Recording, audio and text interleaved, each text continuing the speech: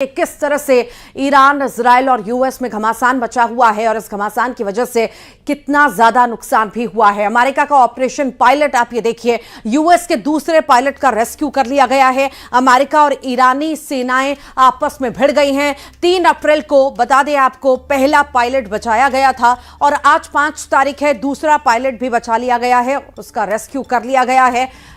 लगातार यूएस दावा कर रहा था कि हम ढूंढ रहे हैं, खोज कर रहे हैं और जल्द से जल्द उसे ढूंढ लिया जाएगा। तो दूसरा पायलट भी खोज निकाला है यूएस ने। अमेरिका और ईरानी सेनाएं इस दौरान आपस में भिड़ी भी हैं, गोलीबारी हुई है, धमाके हुए हैं। इस दौरान जब पहला पायलट, जो यूएस का दूसरा पायलट है, जब बचाया जा रहा था तो आपस में अमेरिका और ईरानी सेनाएं आपस में भिड़ गई, जिसकी तस्वीरें भी आई हैं। अमेरिका का ऑपरेशन पायलट जो है सक्सेसफुल रहा, दूसरा पायलट भी मिल चुका है, रेस्क्यू उसका कर लिया गया है। और ट्रंप ने इसे लेकर के लिखा भी है। ईरान के अंदर यूएस का मेगा रेस्क्यू ऑपरेशन चला है और इसको लेकर के ट्रंप ने लिखा, यूएस ने दूसरे पायलट को ईरान से सुरक्षित निकाल लिया है। और साथ ही साथ ट्रंप ने लिखा, यूएस का कमाल, वी गॉट हिम।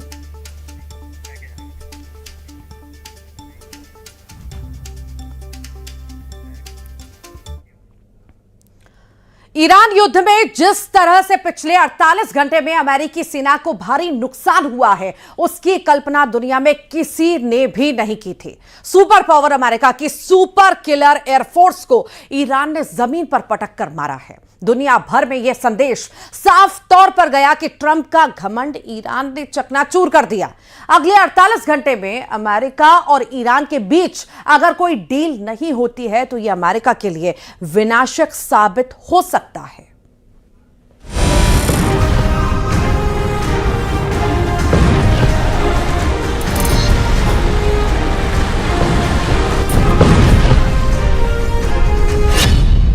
तोड़ दिया ट्रंप का घमंड, सुपर हथियारों के उड़े चीथड़े।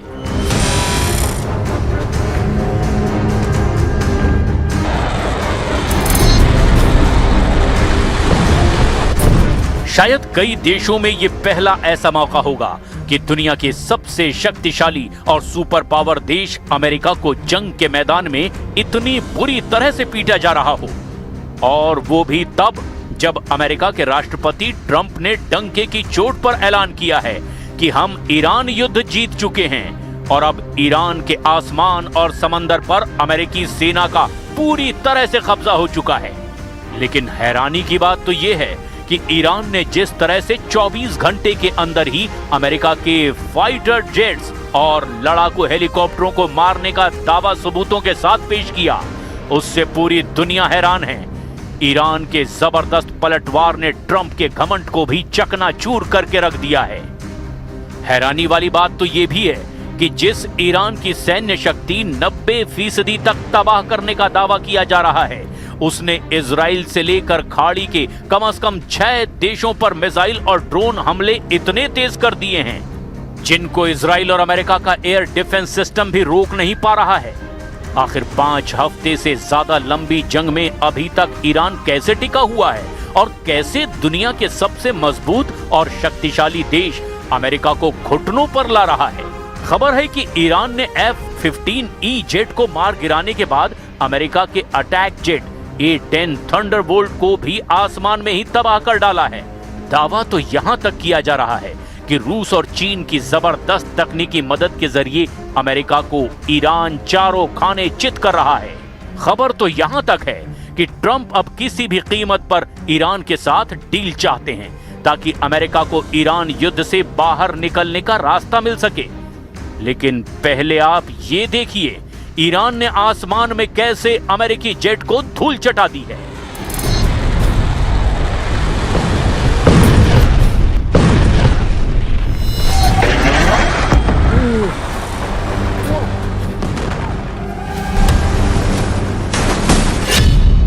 मार गिराया अमेरिकी जेट, हार रहा है सुपर पावर।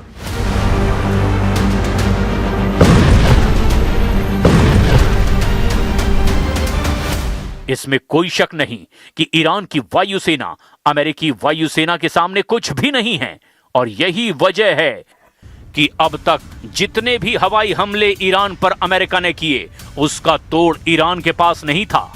अमेरिकी नेतृत्व वाले ऑपरेशन एपिक फ्यूरी ने ईरान के सैन्य और रणनीतिक ढांचे को भारी नुकसान पहुंचाया है। ईरान में अमेरिका और इजराइल के हवाई हमले लगातार जारी हैं। तेहरान के पश्चिमी और पूर्वी हिस्सों में रात भर जोरदार धमाकों की आवाजें सुनाई दे रही है। रिपोर्ट के मुताबिक हमले सिर्फ राजधानी तक सीमित नहीं हैं। एस्फान जैसे बड़े औद्योगिक शहर में भी भारी बमबारी की खबर है, जहां बड़ी आबादी रहती है। इसके अलावा उरमिया, खुर्रमाबाद, कराज और कोम शहर में भी हवाई हमलों की खबरें सामने आई है। लेकिन पिछले 48 घंटे में ईरान ने ऐसा पलटवार किया कि अमेरिकी वायुसेना बुरी तरह से बौखला गई है। ईरान ने अमेरिका के 2 लड़ाकू विमान गिराने का दावा किया। इनमें F-35 फाइटर जेट और दूसरा A-10 अटैक एयरक्राफ्ट है। हालांकि कई मीडिया रिपोर्ट्स में दावा किया जा रहा है कि गिरने वाला पहला फाइटर जेट F-35 नहीं बल्कि F-15E है, जिसकी पुष्टि खुद अमेरिका भी कर चुका है। ईरान द्वारा 2 अमेरिकी सैन्य विमानों को मार गिराया जाना अमेरिका के लिए एक दुर्लभ घटना है, जो पिछले 20 सालों में पहली बार हुई है। यह घटना इस्लामिक गणराज्य की जवाबी कार्रवाई करने की क्षमता को भी दिखाती है। भले ही राष्ट्रपति डोनाल्ड ट्रंप ने दावा किया हो कि ईरान को पूरी तरह से तबाह कर दिया गया है, लेकिन हम आपको वो आंकड़ा दिखा रहे हैं जिससे साबित होता है कि अमेरिकी वायुसेना को ईरान ने भी जबरदस्त टक्कर दी है। अमेरिकी मीडिया CNN के मुताबिक ईरान के साथ जारी युद्ध में अमेरिकी वायुसेना के अब तक 7 विमान तबाह हो चुके हैं। 2 मार्च कुवैत के ऊपर फ्रेंडली फायर यानी कि अपनी ही सेना की गलती में 3 F-15 विमान गिराए गए। सभी 6 क्रू मेंबर सुरक्षित बाहर निकल गए। 12 मार्च इराक में KC-135 टैंकर विमान के क्रैश होने से 6 अमेरिकी एयर क्रू की मौत हो गई। अमेरिकी सेना के मुताबिक ये दूसरे विमान के साथ हादसे के कारण हुआ। 27 मार्च सऊदी अरब के प्रिंस सुल्तान एयरबेस पर ईरानी हमले में E-3 सेंट्री विमान जमीन पर ही नष्ट हो गया। साथ ही एक टैंकर विमान को भी नुकसान पहुंचा। 3 अप्रैल F-15 और A-10 विमान तबाह हुए। ये पहली बार हुआ जब अमेरिकी विमान दुश्मन की गोलीबारी से गिराए गए। ईरान ने दावा किया कि उसने अपनी हवाई सीमा का उल्लंघन करने पर अमेरिका के 2 लड़ाकू विमानों, एक F-15E स्ट्राइक ईगल और दूसरा A-10 थंडरबोल्ट को मार गिराया है।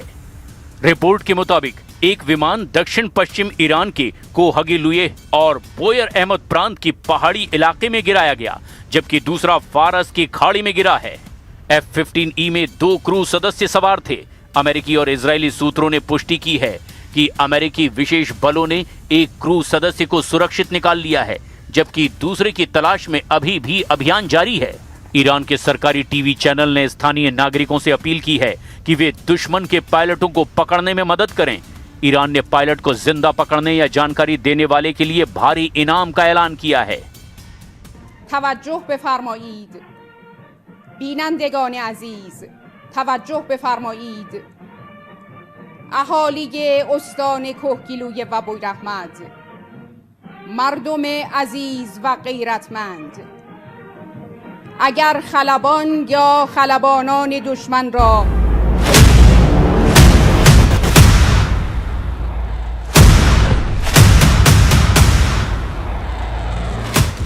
रिपोर्ट में कहा गया कि राष्ट्रपति ट्रंप ने दावा किया था कि अमेरिकी सेना का हवाई क्षेत्र पर संपूर्ण नियंत्रण है, लेकिन इन विमानों के गिरने से उसके दावों को गहरा झटका लगा है।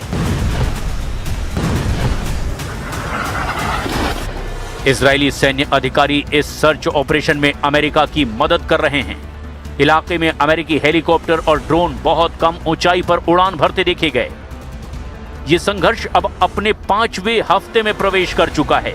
पहली बार ईरान ने अपनी धरती पर अमेरिकी लड़ाकू विमान को गिराने में कामयाबी हासिल की, जिसे एक बड़े एस्केलेशन यानी तनाव में वृद्धि के रूप में देखा जा रहा है।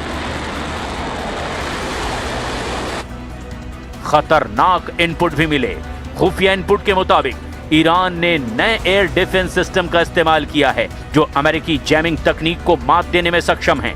अगले 48 घंटे बेहद संवेदनशील हैं, क्योंकि यदि अमेरिकी पायलट ईरान की हिरासत में आता है तो युद्ध की दिशा पूरी तरह बदल सकती है। खाड़ी में मची खलबली, हाँफने लगे ट्रंप।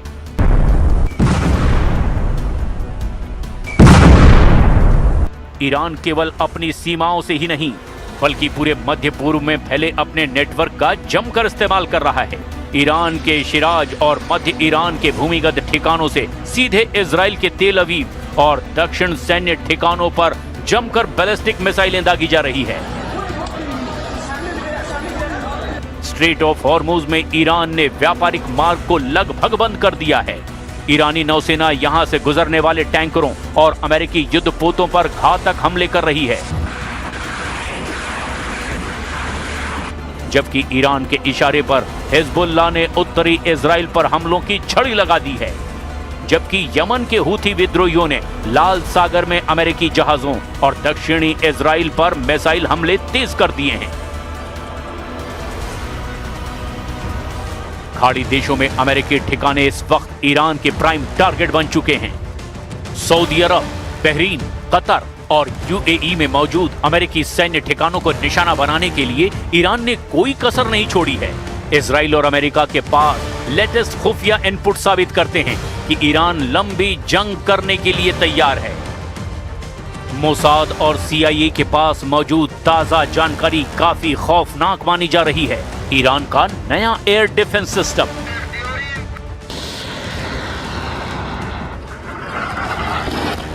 खुफिया इनपुट बताते हैं कि ईरान ने हाल ही में रूसी तकनीक से लैस एक नया जैमिंग सिस्टम सक्रिय किया है। यही कारण है कि 3-4 अप्रैल के दौरान अमेरिका के 2 अत्याधुनिक विमान F-15E स्ट्राइक ईगल और एक E-10 मार गिराया गया।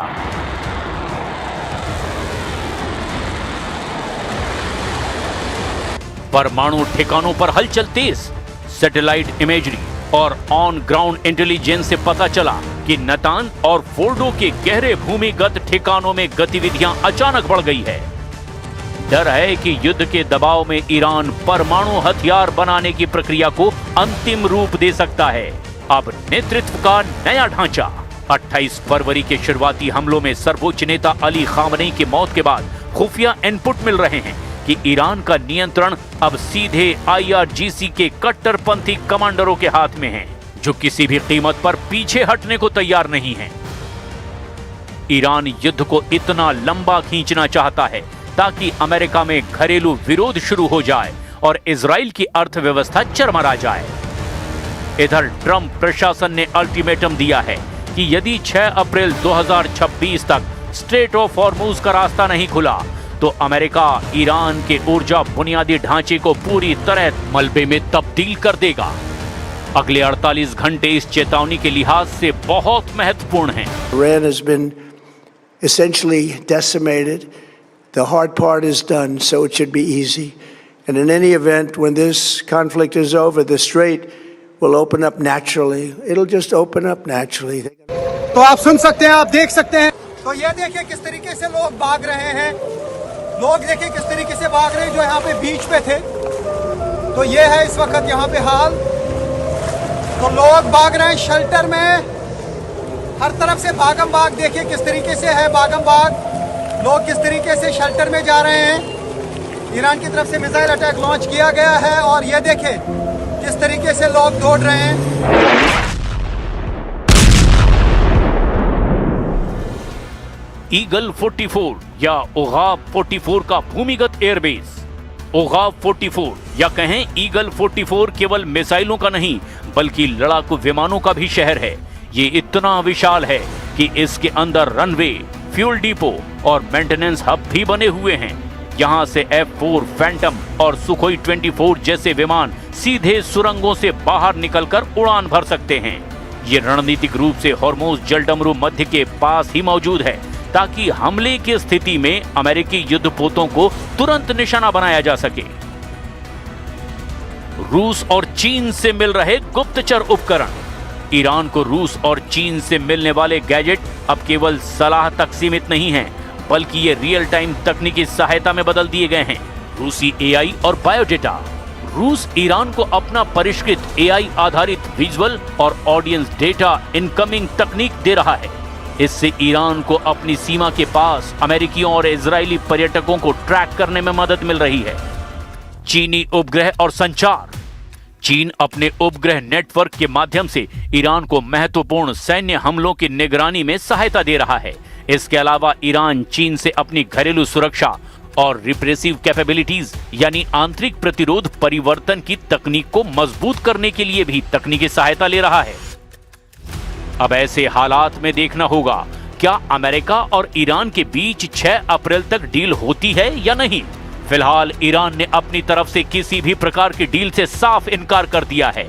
अब देखना यह है कि ईरान पलटवार करते हुए अब अमेरिका पर कहां हमले करता है।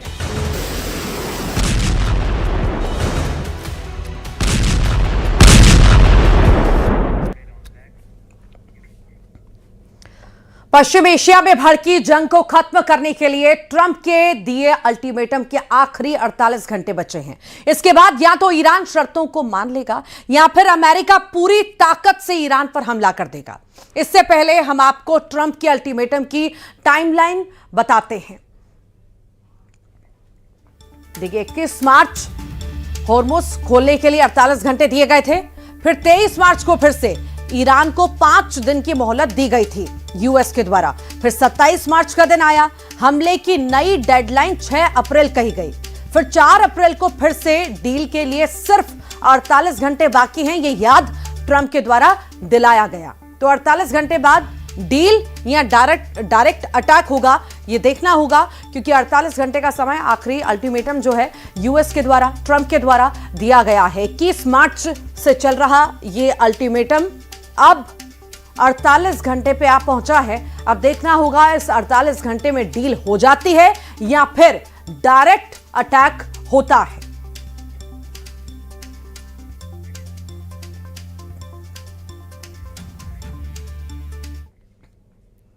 पश्चिम एशिया में जंग अब सिर्फ मिसाइलों की नहीं, मैसेज और माइंड गेम की भी हो चुकी है। अमेरिकी राष्ट्रपति डोनाल्ड ट्रंप की 48 घंटे की चेतावनी के बीच ईरान ने खतरनाक अंदाज में दावा किया है कि वो अमेरिका और इजराइल को बहुत बड़ा सरप्राइज देने की तैयारी कर रहा है।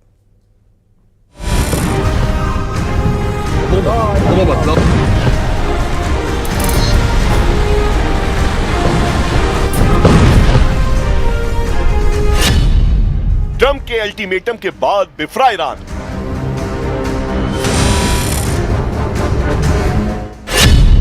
अमेरिका इजराइल को बिग सरप्राइज की तैयारी।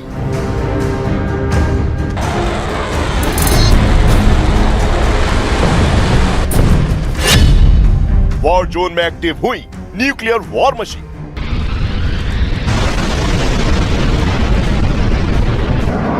पश्चिम एशिया के आसमान में उड़ते ये शोले दहशत का नया साम्राज्य कायम कर रहे हैं। एक तरफ डोनाल्ड ट्रंप की खुली चेतावनी तो दूसरी तरफ ईरान की खामोश लेकिन खतरनाक तैयारी। ईरान अब सीधे टकराव के बजाय असिमेट्रिक वॉरफेयर के हर हथियार को एक्टिव कर रहा है। ड्रोन, मिसाइल और प्रॉक्सी नेटवर्क हर मोर्चे पर हलचल तेज हो चुकी है। और सबसे बड़ा डर, क्या ये जंग अब न्यूक्लियर खतरे की दहलीज तक पहुंच चुकी है? क्योंकि इस बार सिर्फ हमले नहीं हो रहे, एक बड़े खेल की बिसात बिछाई जा रही है। सुनिए क्या कहना है ईरान मिलिट्री के प्रवक्ता का। فراموش نکنید که در صورت گسترش شرارت کل منطقه به جهنمی برایتان تبدیل خواهد شد. سراب شکست جمهوری اسلامی ایران تبدیل به باطلاقی برای فرو رفتنتان شده است. माना जा रहा है कि ईरान अब सिर्फ जवाब नहीं दे रहा, बल्कि एक सुनियोजित रणनीति के तहत आगे बढ़ रहा है। फार्स न्यूज एजेंसी के मुताबिक तेहरान ने साफ कर दिया है कि जंग उसके स्पेसिफिक टारगेट बैंक के हिसाब से चल रही है। यानी हर हमला पहले से तय है, हर निशाना सोच समझकर चुना गया है। डोनाल्ड ट्रंप की धमकियों को ईरान ने हास्यास्पद बताते हुए कहा कि ये अमेरिका की नाकाम सैन्य कार्रवाई का नतीजा है। सबसे बड़ा संकेत बिग सरप्राइज। ईरान का दावा है कि बहुत जल्द अमेरिका और इजराइल को ऐसा जवाब मिलेगा जिसकी उन्होंने उम्मीद भी नहीं की होगी। और यही अनिश्चितता इस जंग को और ज्यादा खतरनाक बना रही है, क्योंकि ईरान के इस बिग सरप्राइज वाले बयान से ठीक पहले अमेरिकी राष्ट्रपति डोनाल्ड ट्रंप की झल्लाहट फिर दुनिया के सामने आई है। ट्रंप ने साफ शब्दों में चेतावनी दी है कि अगर ईरान नहीं झुका तो अमेरिका तेज और निर्णायक कार्रवाई करेगा। अपने सोशल मीडिया प्लेटफॉर्म पर ट्रंप ने लिखा कि याद है जब मैंने ईरान को समझौता करने और स्ट्रेट और हॉर्मुज खोलने के लिए 10 दिन का समय दिया था। समय तेजी से बीत रहा है। 48 घंटे बाद उन पर कहर टूट पड़ेगा। ट्रंप का दावा है कि अमेरिका के पास ऐसी ताकत है जो कुछ ही घंटों में हालात बदल सकती है।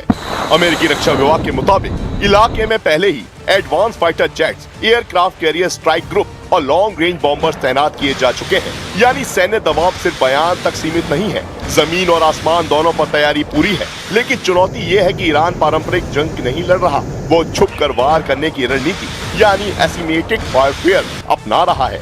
ऐसे में अमेरिका की हाई टेक ताकत भी सीमित हो सकती है और यही वजह है कि ये टकराव अब सीधी जंग से ज्यादा रणनीति और सरप्राइज का खेल बन चुका है।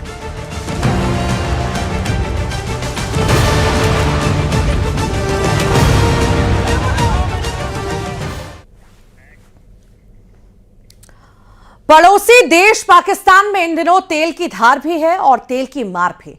पहले पेट्रोल की कीमतों में इतनी आग लगाई कि आवाम की चीखें इस्लामाबाद से लेकर लाहौर तक गूंजने लगी। आलम यह हुआ कि सड़कों पर संग्राम छिड़ गया। लेकिन अब भारी विरोध और डगमगाती कुर्सी को देखकर प्रधानमंत्री शहबाज शरीफ ने महा यू टर्न ले लिया है। रातों रात 80 रुपए की कटौती और तो और मंत्रियों की जेब पर भी कैंची चला दी है। देखिए।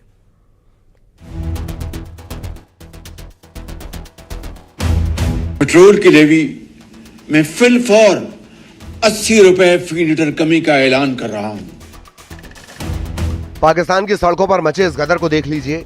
ये गुस्सा है उस आवाम का जिसकी जेब पर शहबाज सरकार ने पेट्रोल बम फोड़ा था, लेकिन 24 घंटे के अंदर ही सरकार को अपनी गलती का एहसास हो गया, या यूं कहें कि कुर्सी खिसकती दिखी तो यू टर्न ले लिया।